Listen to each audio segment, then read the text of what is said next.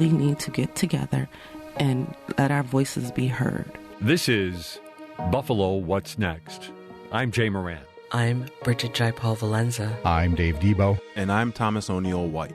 After May 14th, how can we afford not to talk about race? About education, about segregation, about humanity. Since the dawn of this nation, racial violence has existed. The way we have designed our society has a big hand in what occurred in that Tops Market. The suburban area, everywhere. We must work and teach our children. We need to make sure that we put more funding in our programs that help prevent gun violence and more money into art. If we're going to have some real healing, we've got to have space to tell some uncomfortable truth. Good morning. This is Dave Debo. On the program this morning, we'll be looking at, we talk about this a lot, obviously, what the community needs. The Partnership for the Public Good has come up with their community agenda. It's a list of priorities that they would like to see. Coming up a little bit later in the program, Jay Moran will talk with their executive director, Andrea Ó Súilleabháin. Stay with us for that. It's an interesting discussion. But before that, once again, we are going to the well of redistricting. We're going to be talking a little bit about all the council maps. As you know, there was that contentious hearing on Wednesday. We had several guests in different perspectives there talking about that. And I think one of the weaknesses, really, without call-ins, a program like this, dedicated to real deep, good discussion, can't always have more than one voice on at the same time. And when we had different people on Wednesday, that raised things that other people wanted to talk a little bit more about. So we thought, let's have one more bite at the apple, as it were. Rusty Weaver is here from the Buffalo Outreach Office of Cornell's Industrial and Labor Relations School. He's a geographer. He is the director of research there at Cornell's ILR Buffalo CoLab. He's the one also that worked closely with the Our City group to create the alternative maps that most people at those public hearings last week really wanted to see implemented. He's someone who's crunched the numbers and wanted to talk a little bit about some of the criticism of those maps specifically, so we thought we'd bring him back in. Rusty, thanks for being here. Thanks for having me back.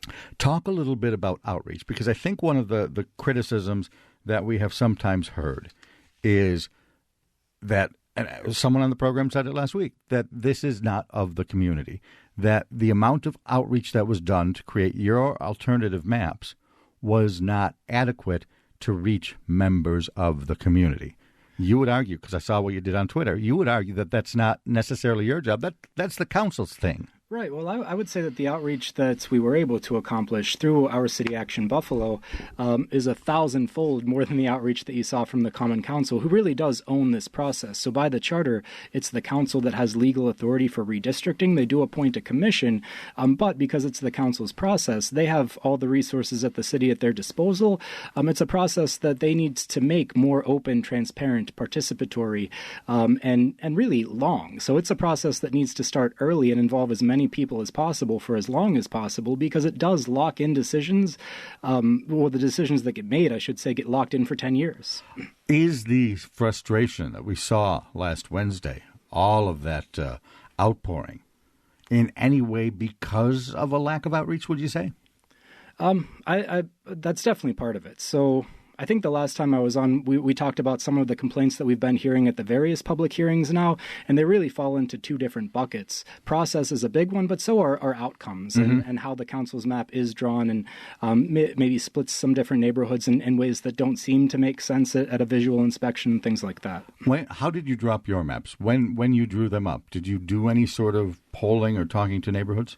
So the very first set of maps that we drew, this was sort of a scrambling phase. So when the commission's hearing was announced for May 18th, a lot of us who pay attention to the process thought that was a public hearing that was designed to solicit public input so that the commission would have resources. Let's get opinions, then let's draw our maps. But instead it was, here's a map, the work had already been done, right? Okay. And so that's not what folks were anticipating.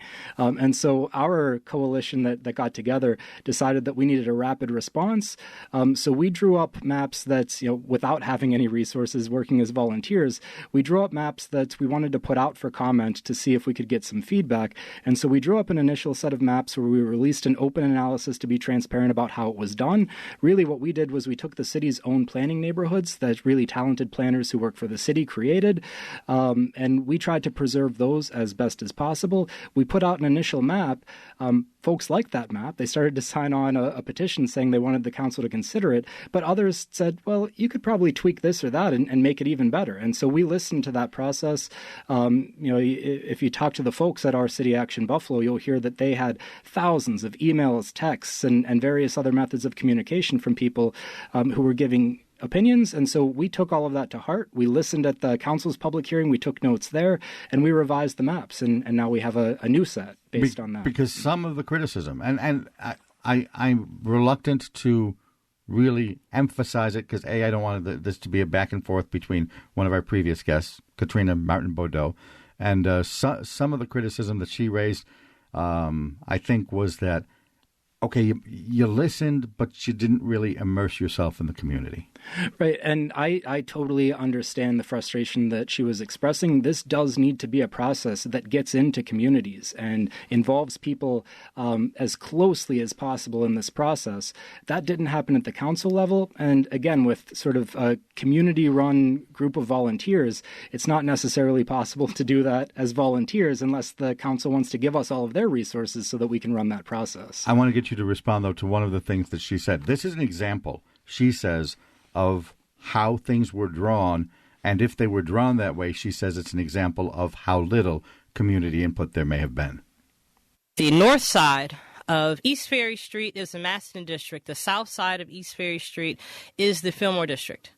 The way that the map stands today, our city plan moves to take the entire Genesee Moselle community out of its districts and put it into the Lovejoy district.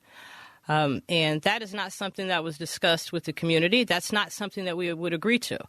They couldn't have had a conversation with people in the Maston district. And the reason why I say this, you are not going to have community members in the Maston district agree to cut their only community center out of their district. All right. And so the Grider and Delavan Center was specifically built for the Maston district. And no community activist group, block clubs are going to agree to eliminate their district, put it in Lovejoy district. The argument would be that some things that happened couldn't have happened if you were deeper in touch with the community. Sure, and again, I More don't deeply. want. Yeah, I don't be grammatically correct. Don't want to dismiss any of that speaker's concerns. I will say that it's also that she's kind of speaking for block clubs and everything there as well. But the fact that I think she even mentioned that we take the whole community and move it into a different district. Right now, that Genesee Moselle neighborhood, at least how the city represents it in its planning documents, is currently split between Fillmore, Maston, and Lovejoy. And so our goal that we've been open and transparent about this whole time is to fully preserve those planning communities, those planning neighborhoods as much as possible in single districts. And you also have to balance that against the population equality requirements and compactness. And so rather than splitting that community or that neighborhood between three different districts, we found a way to make sure that it's wholly contained in a single district. And that speaks to one of the requirements for drawing new maps. They have to be compact. They have Correct. to be contiguous, or at least, a polygon of some sort, a square, a triangle, something other than a squished toad or whatever shape you wanted to describe the map. That's a legal criterion. The districts are meant to be compact. You're supposed to have minimal variation between length and width, basically, as in the city charter. Then how can... And I don't want to just say the city of Buffalo because everyone does it. Mm-hmm. How can they get away with the squished frog or the I think of Louise Slaughter's old district in Congress. They called it the earmuff. Right? Someone I think referred to one of the city council districts that they're looking at now as a falcon. I mean, in a lot of ways, these shapes are not compact. No, they're not. And I think they can get away with it because this is a process that historically has been an insider's game. It hasn't received as much public scrutiny as it has this time around, largely thanks to the coalition of volunteers who've come around. And now realizing that compactness is a legal criterion, the more people realize that and look at the maps, I think that's one of the reasons why we've seen such mobilization around this issue over the past couple of months. I want to get into the substance of what you folks are proposing and a little bit about what kind of optimism, if any, you have for your plans actually being adopted. Russell Weaver is with us from Cornell's IRL Buffalo Collab. He's their director of research. He's the guy that basically, with a lot of help from a lot of people, put together the Our City Buffalo maps that were being considered by the city council. I shouldn't even say that were put before the city council for possible consideration as what the city adopts. And in the course of those public hearings, again, these maps came up with were put up for some criticism that I really wanted to give you the chance to respond to. I want to go back again to our program earlier last week, Katrina Martin Bordeaux, and she talked about this, about how the different assets get distributed when the lines get drawn certain ways. Our city map creates an elegant district that concentrates basically the poorest people in the city within that district. It then goes down and takes two districts that have a majority white people in it, which is the First Ward, right? And the Seneca Babcock district, right? Yeah. More struggling working class community, and you put the poor white communities, the poor people, right, with the poor black people, right? That doesn't, where there's no development going around in the central part of the city, and that makes a difference where our city map cut the districts to the west to give themselves all of the development real estate where all of the government development is. And so for you, it's more than just gerrymandering, which I'm thinking I hear you say it is. Yes. For you, it's a land grab, a grab of economic assets. That's exactly what it is. Push back against that argument, Russell. Sure. So I believe what she's referring to there is we did take the planning neighborhoods she mentioned Seneca Babcock, then places like the Fruit Belts and the Ellicott community. Those are grouped together in one district under the plan that we put forward. One of the reasons is because they're whole planning communities that are adjacent to one another, and so that's a legal requirement that districts need to be contiguous. So that's one. But, talking about how assets get divided, when you look at things like the city budget, the capital budget, or even discretionary funds, the precedent in City Hall has been to divide those resources evenly between districts. So take the total budget, divide by 9, and that's how much each district gets in all of those allocations as a benchmark or as a baseline. And so when you do that and districts sort of meander into different territories that have different needs, then you're going to get a different line that has some assets where they were and some assets on the other side of the line. Exactly, and so you might be able to potentially put more assets into distressed communities if they are grouped together and have similar needs. That way they're not seeing their resources being sucked out into, say, like Allentown or a community that has a totally different set of needs. One of the arguments I've heard, though, is that not only should they be compact, not only should there be no gerrymandering. Talk a little bit about the idea of diversity. Sure.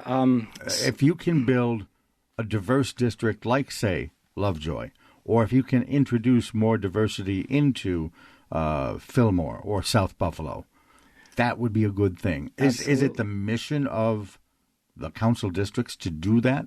Can you do that? Well, so under the Voting Rights Act, so if you talk about federal law, there are tons of precedents that if you can draw a compact district where persons of color collectively make up the majority of the population, or the voting age population specifically, it's in legal precedent. They use the term majority-minority district. I don't love that term, but that's how it appears in a lot of the legal casework.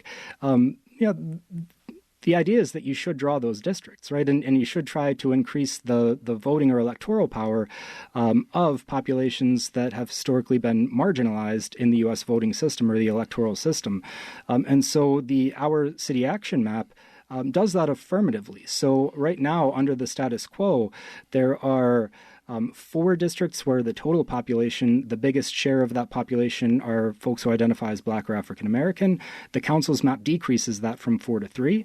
The R-City map keeps it at 4, but when you look at the voting age population, both the status quo and the council's map have just 3 districts where the plurality of voting age population are Black or African American residents, and the R-City Action map creates an additional one, a 4th. And so there are potentially shifts in electoral power that could come with changing the districts in a meaningful way. On the entire map of the city, let's say I have a district over here, we'll call it, for the sake of discussion, the Lower West Side, and it's primarily Hispanic. And then we have a district over here that is near the Jefferson Avenue tops. We'll call that primarily African American. Wouldn't there be more advocates for the African Americans or the Hispanic people if every district had some sort of slice? If districts, instead of being drawn, as you describe, compactly around existing groups, if there was a thought to make this district a true melting pot and that district a true melting pot, and if you did that all over the city, then, and maybe this is just a theoretical, but then I can envision African voices having more than one city council member. I could envision Hispanic people having more than one city council member instead of being herded into these fences where they only get one member per district. It's a possibility, but the reality, I think, when you look at the demographics and just the absolute numbers of how many people there are who identify with certain groups in the city, the more you slice that up, they tend to call it cracking and gerrymandering. Dilution. Right. Okay. It could lead to vote dilution. Again, we can't necessarily make that case without having done it, letting the districts in place for 10 years and seeing how it goes. But that's a possibility when you begin to divide populations farther and farther apart. And if the federal requirement is to try and group people together based on neighborhoods, then that's completely counterintuitive. Right. And so that is one of the legal criteria, even in the charter. The 4th one is to preserve communities of interest. And in parentheses, one of the ways to define communities of interest are neighborhoods. And so if you try to sort of slice all over the city in a way that you're describing, you might be cutting through a lot of different neighborhoods. All right. I wonder how much of our discussion today is moot. This process, let's outline the process. City Council came up with their maps. You had thought that the public hearings early on would be a way to kind of get more input into the process, but it was really, hey, here's a map, look at it, kind of a fait accompli. You and our city group came up with alternative maps, which the public really embraced. The City Council still endorsed their maps. They sent that off to the mayor. The mayor put that up for the contentious public hearing we were talking about last week. And now he has to either sign it or veto it or just leave it on the table for 30 days and it becomes law anyway. Is any discussion about your maps kind of already dead? I hate to say it that way, but it sounds like that might be the case. That's a fair point. And I'll just be totally open, too. We did propose an alternative. We really did it as a visioning exercise, mostly, just to say that these are ways of drawing districts that prioritize communities of interest. We don't necessarily get them to think differently? Right. Yeah, we don't necessarily expect the council to adopt the map as is, especially because they have shown some concern for incumbency and not placing members in the same district, which I believe our map would do. But it's just a way of prioritizing something that hadn't been prioritized in this process for at least 20 years, which is trying to preserve their own planning neighborhoods that their departments are creating. And so the fact that they haven't had much discussion on that suggests that they probably don't intend to. But even if the process does come to a conclusion in the near term here within the next 30 days, whether the mayor decides to act on it or not, I have heard rumblings about a legal challenge to the maps, and that would extend the process a little bit longer and I think give the advocates a bit more time and opportunity to make a case for doing things differently. If the mayor rejects it and it goes back to the city council, do you picture them just adopting their maps anyway? Or is there a scenario under which yours is still alive? They look at yours and say, hey, that part of his plan might not be a bad idea, and they kind of merge the two and play around. I'm not so optimistic about that. Okay. I think with the unanimous approval they gave to the map that they created, they could easily override a mayoral veto and just put their boundaries into place. And that's one scenario. The other would be that Mayor Brown takes no action and it just goes into effect by default. Right. And so either one of those two outcomes, I imagine you'll probably see a legal challenge. What have you learned during this process? Are you disenchanted, disheartened? What I learned is that if people know about this process, they want to be involved. And so I am not disheartened. I'm super optimistic. We have to see this process through a conclusion right now. But 10 years from now, I think people are going to be ready to go. So I am optimistic about the response that we've seen from folks on the ground. Glad you came in. Thanks so very much. Thanks for having me. Russell Weaver is with Cornell's IRL school, their Buffalo Co-Lab. He's a researcher and a geographer there. And again, the guy that kind of worked with the Our City Buffalo group to come up with their council redistricting maps that have been the subject of so much debate here. Again, Russell, thanks for being here. Coming up next, Jay Moran and Andrea Ó Súilleabháin. Stay with us. This is Buffalo What's Next on WBFO. Watch Remembering Crystal Beach Park. Crystal Beach was such an important part of the lives of anyone growing up in the Western New York or Southern Ontario area. Relive those childhood memories with the WNED PBS original production Remembering Crystal Beach Park. Now streaming on YouTube and the PBS video app. This is Buffalo What's Next, where we have conversations with the community about moving forward. To have your voice heard, press the Talk to Us button on the WBFO app, and we'll work to get your questions and comments on the air. Join us on Twitter at WBFO or email us at news@wbfo.org. Together, we'll have the conversations that are needed. This is WBFO, your NPR station. And welcome back to Buffalo What's Next. I'm Jay Moran. With us, Andrea Ó Súilleabháin, the Executive Director of the Partnership for the Public Good. Good morning. Good morning. Thanks very much for joining us here. We have a lot to talk about because we're going to get into your community agenda, which is a massive undertaking that the partnership does every year on a variety of levels, both from input and then output. Well, let's just get into input just for a second. The idea of how this community agenda is developed. Yes, great. So each year we are a partner network of about 300 community organizations and groups, from block clubs to labor unions, theater groups, arts groups, environmental groups. And we put out a call every fall for them to come together and bring to us what is the one policy change that would advance their work, that would advance a more just, sustainable, culturally vibrant region. And so they come together and bring to us ideas. You can look on our website at many years of the community agenda. There are often priorities from housing to land use to police reform. And each fall, the partners will come together and share those ideas, discuss them together. Ultimately, in December, they take a vote, and the top 10 proposals in that vote become what we call the community agenda. But this time around, it became 11 That is right. We have a tie occasionally, a tie in the votes where we take on an extra one. And that really drives what we call ourselves a community-based think tank, what we at Partnership for the Public Good work on that year. We train the partners in working with the media, working with elected officials, doing community coalition work. And then we'll bring those priorities to most of the elected officials at the city, county, and state level to see what we can agree on and advance in that year. And you most certainly have had success in changing policy for sure. We have. We are turning 15 years old this fall. We've done the agenda for 12 or 13 years, this process, and we've seen 40 to 50 policy wins from the city, county, and state level, some environmental legislation at the state level. In recent years, we saw that a lot of the police reforms that Mayor Brown brought in, from fix-it tickets to reducing low-level arrests, those were all on our agendas from previous years. So as you know, policy change can take some time. Yes, we don't always see a win in the year that item is on the agenda, but often the next year or 2 years later, that issue comes back around, and we and our partners are ready with the research, the data on it, and can kind of step back into that issue as well. So 325 groups get involved in this. you'd like to think that that's just about everybody, but is it open to other groups? I mean, are there others that are expressing interest to get involved as well? Yes, absolutely. We're not always 300 partners. That has grown each year. And we have a form on our website. You can look at a set of principles, which is really a vision for how we and our partners see Buffalo Niagara. What are its strengths and challenges? What are assets to build on? What do we need to change?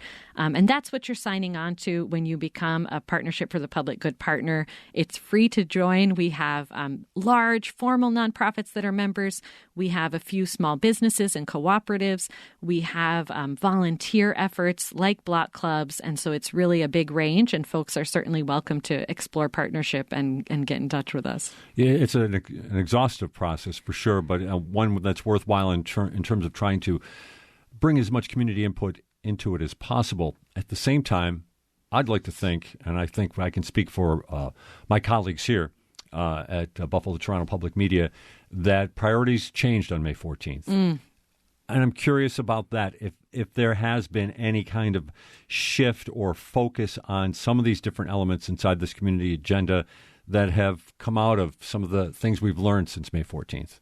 Yes, I would say absolutely. And at the same time, what I find remarkable about our partner network, and what really always happens when you listen to community leaders and neighborhood leaders doing work to build more caring, equitable communities at the very local level, those folks always know what the real long-term issues are. So while May 14th certainly brought a more public and sharp focus onto issues of racial injustice and segregation, those are the issues that our partners have been putting onto this agenda for many years now.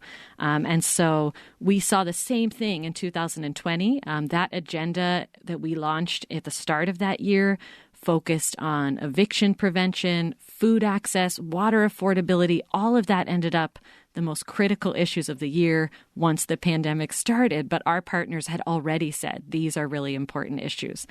So certainly we are doubling down our support for our partner organizations that are led by people of color, that are east of Main Street, and that focus on these issues of land, of food access, of how our city developed in a way that is still quite divided. And one of the issues, there have been a lot of issues, obviously, that we've heard about since May 14th, but one that seems to continue to swirl through is how is the city of Buffalo going to use this public property that they have at their disposal? We're talking about vacant lots, pieces of property that have been given up by its previous owners for a variety of reasons, of course. And there has been, you can hear this in many different conversations with a lot of different perspectives about the concern there is inside some of those east side neighborhoods that we've really been focusing on here. So let's get into that, because that is the number one thing on your community agenda, the utilization of public land for public benefit. What's the focus, or what was the focus when it came to the agenda? That's right. So thank you. So for many years, we've heard this issue from our partners who in the past were able to access vacant lots to build affordable housing, to create community gardens. And a few years ago, we started to hear across the board, it's getting harder for us as community groups or as nonprofits to access these lots, and especially to buy them so that we are able to keep up this good work for years ahead. And so this last year, a task force formed that is led by Grassroots Gardens of Western New York, several block clubs like the Greater East Side Fields of Dreams Block Club, Coppertown Block Club, Fillmore Forward, a lot of east of Main Street, and then more garden groups as well. And they came together to say, the city still holds about 8,000 lots. 8,000, which are publicly owned. We sometimes call them city-owned, but they are city-held, publicly owned lots. And what's going to happen to those? Can we work with residents, community groups, and nonprofits to have really a plan led by neighborhoods and residents of what will happen with this mass amount of publicly owned land within the city? Those lots are concentrated in the Broadway-Fillmore neighborhood, with quite a few significant amounts also in the Maston district and some in the Ellicott district.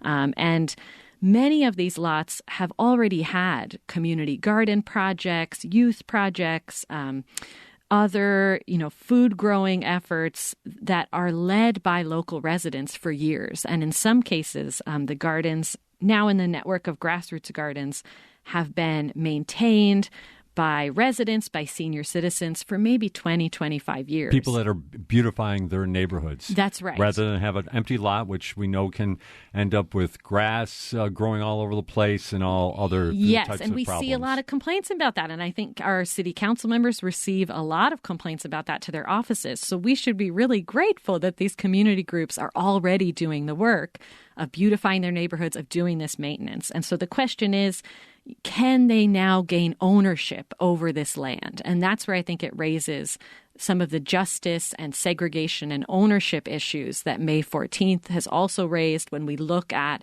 how did we end up in such a segregated city. This is an issue where we should recognize the work, the years of value that neighborhood residents have put into this land and create a process where community gardens and nonprofits can purchase the land that they're working from the city so that they don't have to worry that it will be sold out from under them. That's the fear is, these lots, again, there are 8,000 lots, so there are many available for development, but these lots that community folks already have an interest in, can they purchase that to make sure it's not going to be, suddenly sold off and taken away as such an important community space? I don't necessarily want to put you on the spot here, but we do see in the Fruit Belt, the Fruit Belt Community Land Trust. Yes. Can you walk us through that a little bit, how that model might be able to work in other parts of the city? Because it sounds, again, kind of what we're getting into here, the idea that this is public property. This belongs to the people of Buffalo. How can they determine how it would best help them?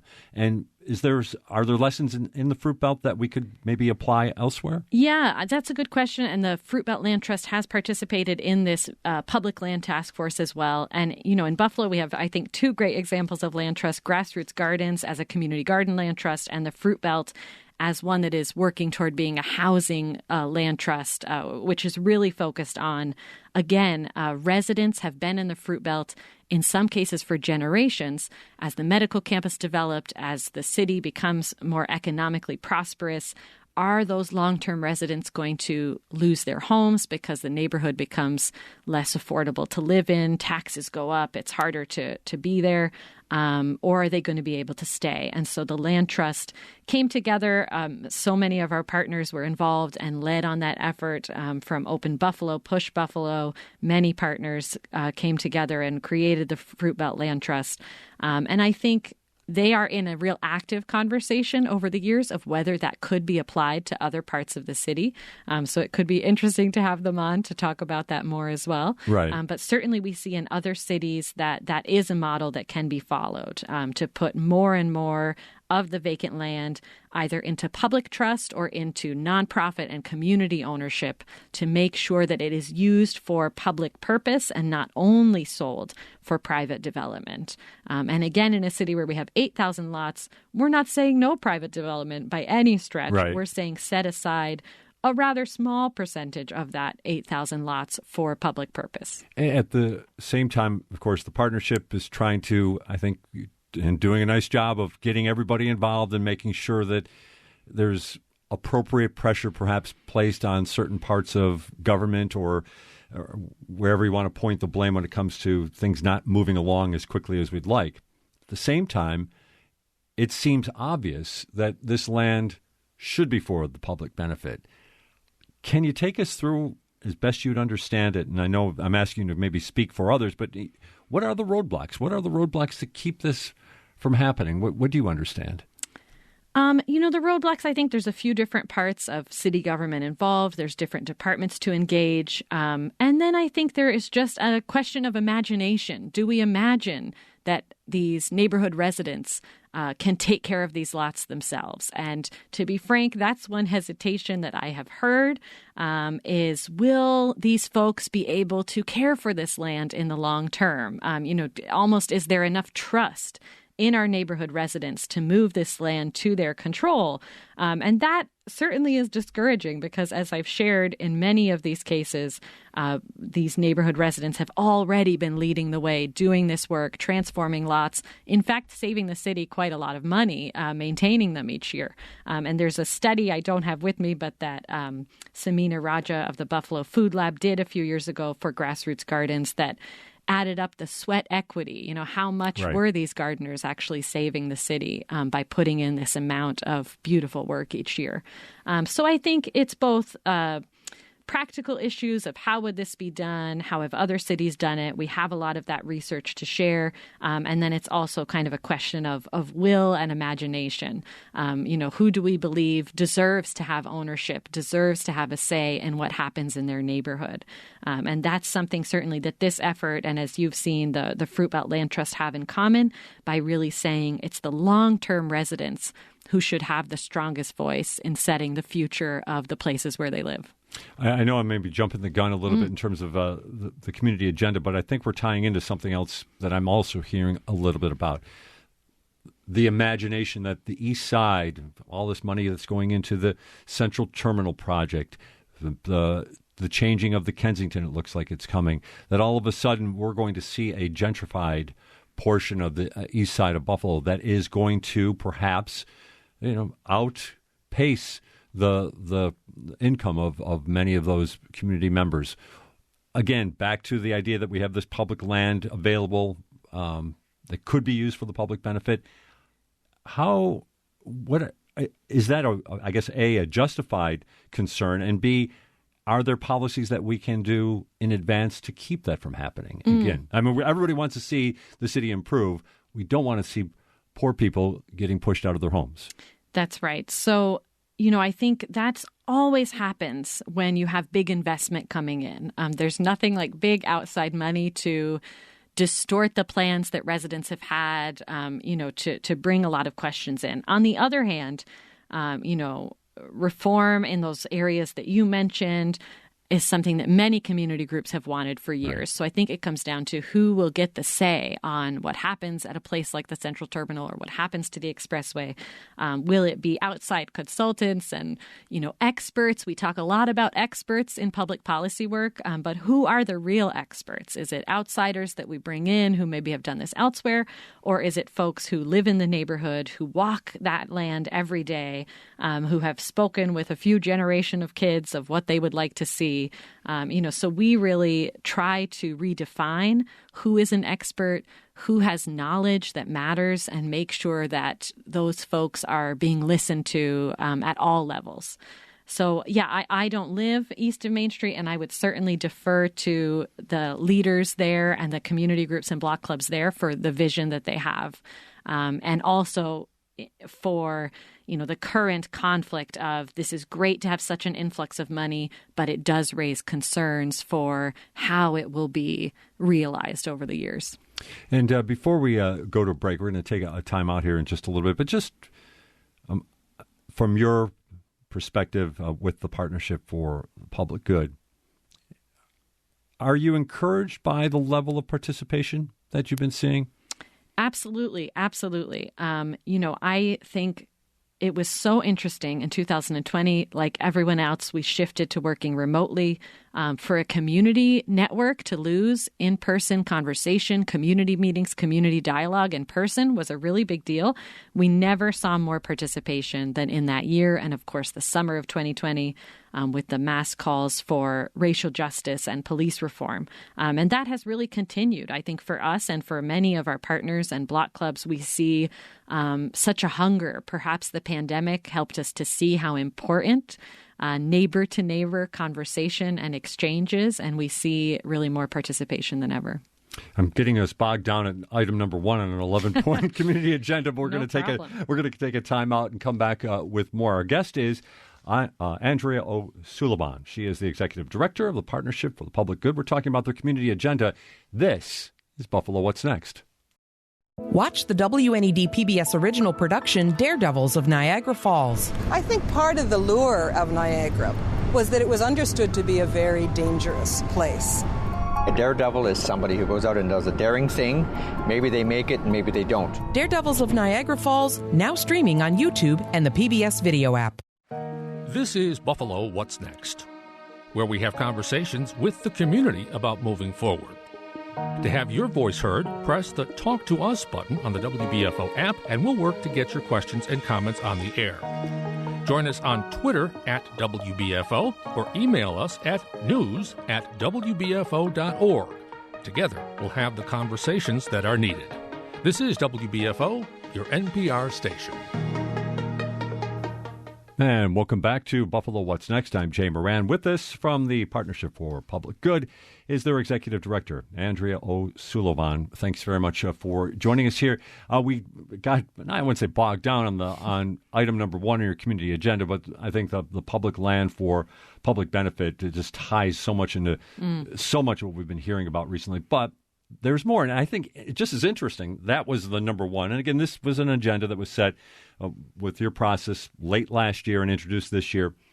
But number two, a cultural plan. It's interesting to go from what seems like two very disparate items on there, but yet a cultural plan is something that's very important to the people who had input in this. That's right. And our partners for several years have voted in an arts-related priority.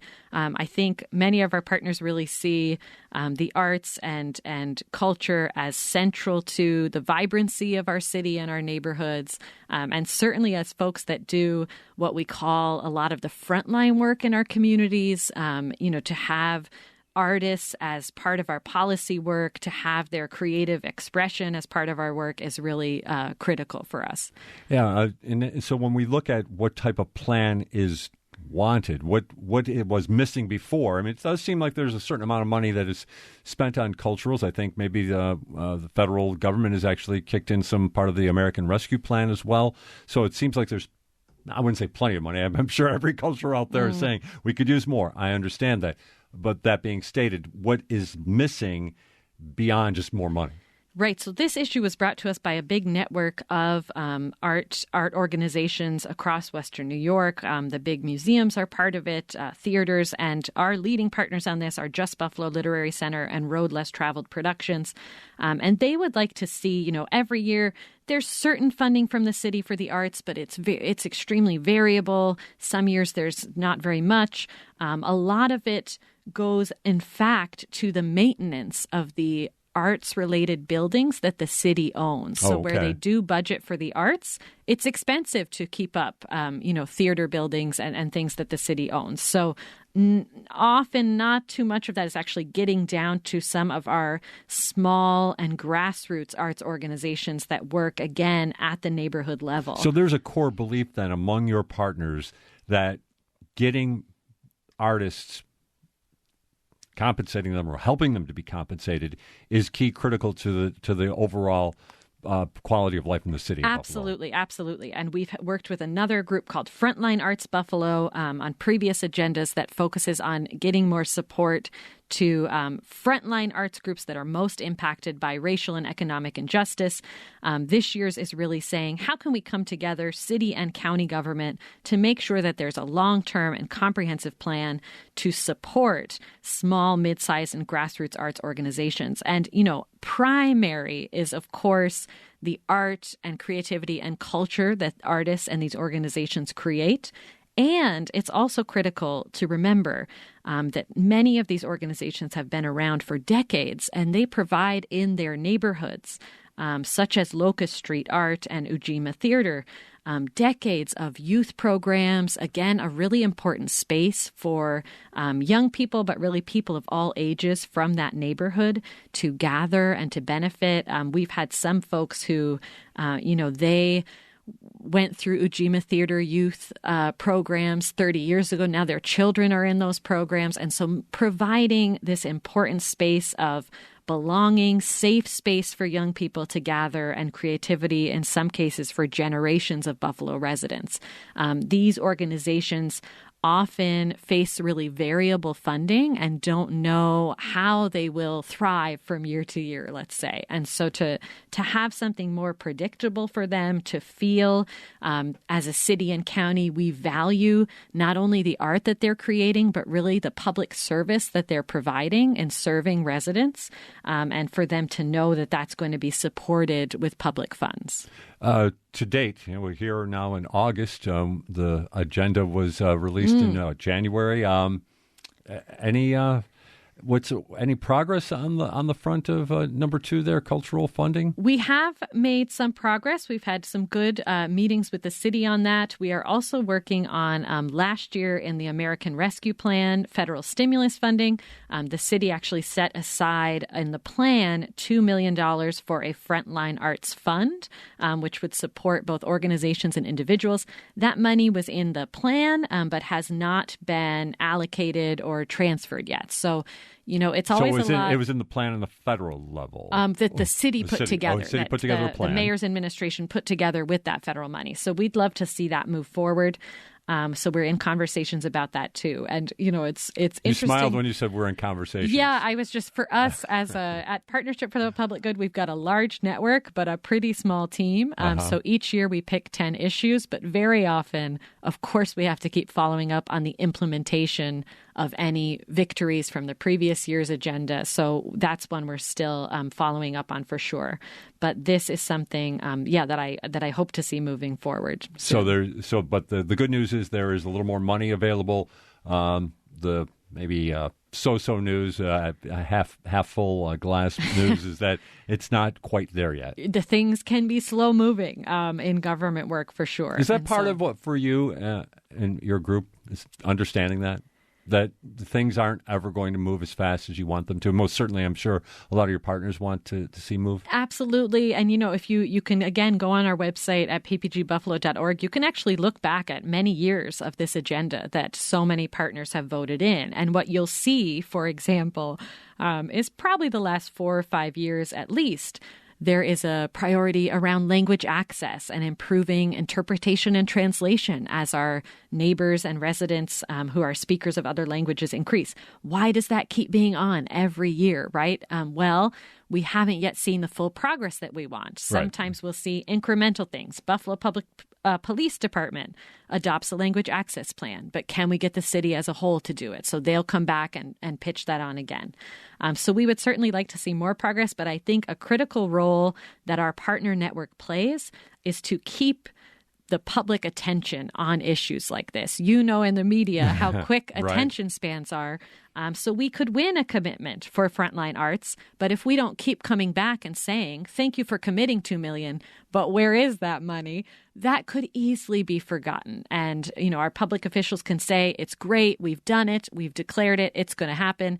And without watchdog groups and partners like ours coming back and saying, thank you for that commitment, but in fact, this has not been implemented yet, a lot of progressive policy would just be lost. In Buffalo and everywhere, that's the case. So, Andrea, then I guess not so subtly you're saying that we have a story right here when it comes to cultural funding here in Buffalo. You can say no comment if you want to. We'll move on.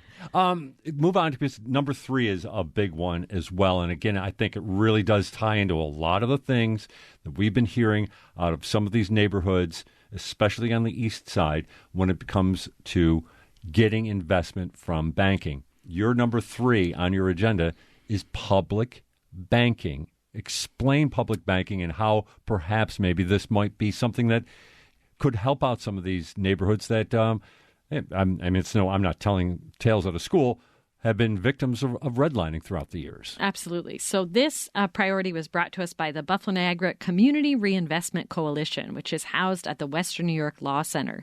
And that coalition, in its previous work for many years, has worked toward community reinvestment, community benefits agreements with banks in our region. So, how can we make sure where not only we as residents are putting our money, but indeed where our municipalities are storing their public funds in corporate banks, that some of that benefit comes back to us. There is a bill in the New York State Legislature called the New York Public Banking Act that really takes that to a whole step further and says municipalities, cities, counties, regions in New York State should be enabled to create public banks so that those governments can store their own public funds in these banks. And that way, the profit made off of those funds could be invested into small businesses, affordable housing, green infrastructure right in that city or region. And we're not kind of losing the potential interest and profits of our public money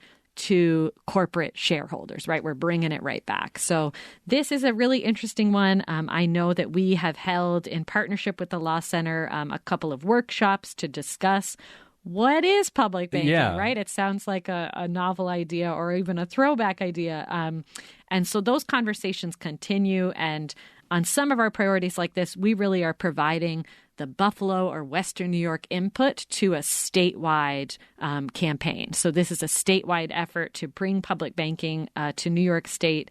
And we're really there as the Western New Yorkers to say, well, this is how it would work here. Or maybe the state bill should be amended in this way. So that's another role that we'll play when partners bring a state level policy priority to us. But the goal, though, is to allow for money to be perhaps invested into parts of the city that aren't always getting the investment that they need. Absolutely, absolutely. And I know, many of our local banks, I will say, are working to make progress. And at the same time, when we pull up the data on where mortgage lending is happening in our city, as I'm sure you've seen, in some recent years, it seems unbelievable, but there is virtually no mortgage lending in some east of Main Street neighborhoods, right? So almost none. And so that's really certainly what the Buffalo Niagara Community Reinvestment Coalition would like to see changed in the big picture. And as you've said, it's really part of the story of redlining. How did our neighborhoods end up so segregated? And we really need to bring new investment into neighborhoods that have really been denied capital. Homeowners in East Buffalo have really not even been able to get loans to fix their roof in a lot of cases, right? So really common sense way to make sure that neighborhoods, folks have the capital to maintain their own homeownership and their own neighborhoods. But this has to be done on the state level. Well, that would be the first step at this point. Right, we'd have to get a law. You'd have to get the law changed to allow it to happen. Right, municipalities in New York State don't have the legal authority to create a bank, and this would change that where they could.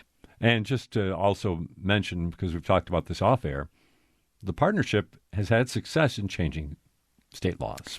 That's right. We have been part in recent years of, again, big statewide networks with large coalitions here in the city, but of winning the Climate and Community and Protection Act. We have been part in the past of Land Bank and many kind of green, complete streets, environmental law efforts, and then quite a bit of justice reform as well. So we've been part of the effort to reform solitary confinement, which led to the Halt Solitary law passing, too. And one not so small thing for the people of the Fruit Belt, setting up that parking system in the Fruit Belt, where for the early days of the Buffalo Niagara Medical Campus, residents weren't able to park on their own streets. Yes, so that's an example certainly led by partners and by resident groups in the Fruit Belt, where they, just like this public banking issue, they had to go to the state, they had to take it to Albany in order to make something happen here in Buffalo. So they really wanted parking permits when all of a sudden, hundreds and hundreds of medical campus employees were trying to park on their streets. They couldn't get anywhere near their homes to park. And it turned out that wasn't something Buffalo had the authority to create without Albany, the state legislature, authorizing that. So they went through that whole process, which was amazing. And won, I believe, the first, neighborhood-specific residential parking permits in the state. Yeah, if you're not familiar, if you haven't been over there, there are signs along the streets now that say, resident permits only. And it can't be daunting for us who don't have those permits there. But nonetheless, its purpose is being fulfilled. And it does kind of show, and that's a small step, but so important for the people who live in that neighborhood. And, small steps can be really important. And I think that is critical to remember.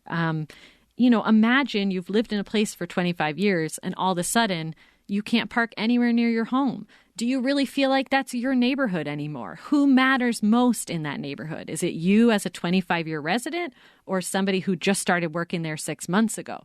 So there are steps that government can take to really say, we value you as long-term residents. And I think those are really important steps to take to show we believe in the long-term health of neighborhoods, that the belonging and identity of neighborhoods for residents really matters. We've got about 5 minutes to go here on Buffalo What's Next with Andrea Ó Súilleabháin. She's the executive director of the Partnership for Public Good. And I wanted to get into, there's 11 points on the community agenda.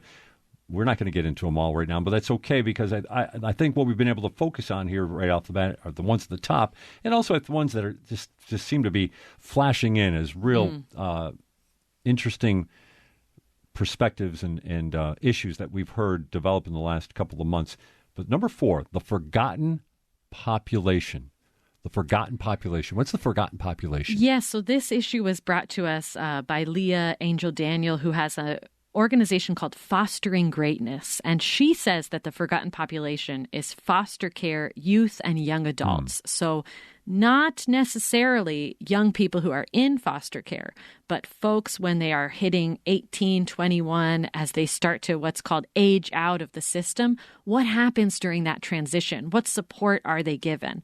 And Leah is a graduate and alumni herself of foster care, and so she has seen firsthand that they are really missing supports, not only to help them thrive as they go out into independent life after foster care, but to be frank, just to keep them safe. And she has shared with us stories of young people who, once their days in foster care is over, end up in very precarious and dangerous living situations because they're not able to find an affordable place to live.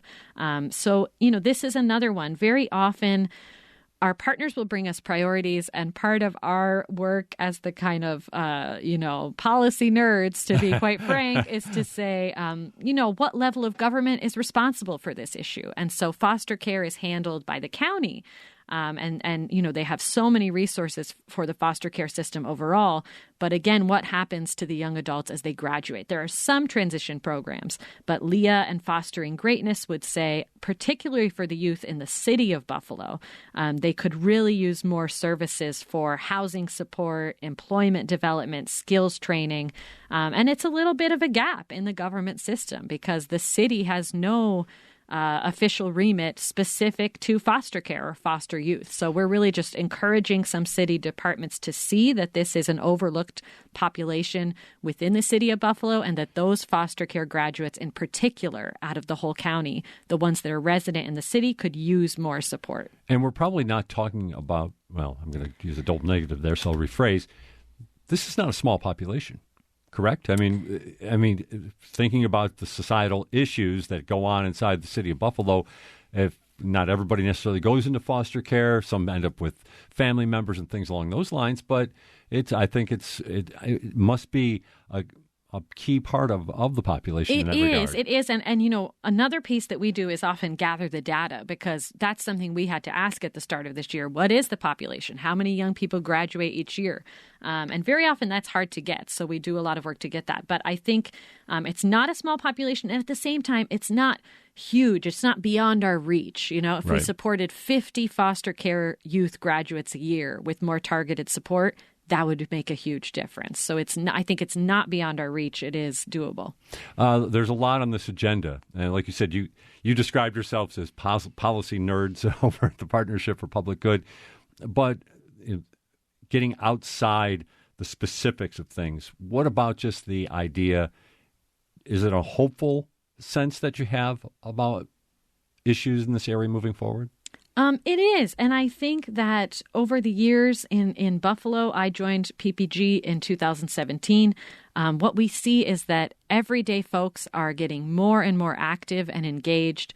Do you see that? I mean, I feel that too. Absolutely. Okay. Absolutely. And, I think if we do our job right, we could be out of business in another 10 years because people are so skilled at doing their own data research, at posting their own analysis, at meeting with their elected officials. All of those civic skills are growing. Of course, there's a need for a lot more. And do you see it? I mean, just this, when you see something like this redistricting issue that has emerged and you see so many people getting involved all of a sudden, does that kind of, again, boost you up a little bit that people want to get involved, they want to make a difference? That's right. The more civic engagement, the better. And I think we're all trying to use new tools to get the next generation of residents engaged, and that's something we're certainly seeing happen. Well, Andrea Ó Súilleabháin, Executive Director for the Partnership for Public Good. Thanks very much for joining us. And we only got through 4 of the 11, so you've got to come back, right? Thanks so much. I'd love to. All right, Andrea. Thank you. And thanks to everybody for being with us. We had Professor Russell Weaver on with Dave Debo earlier talking about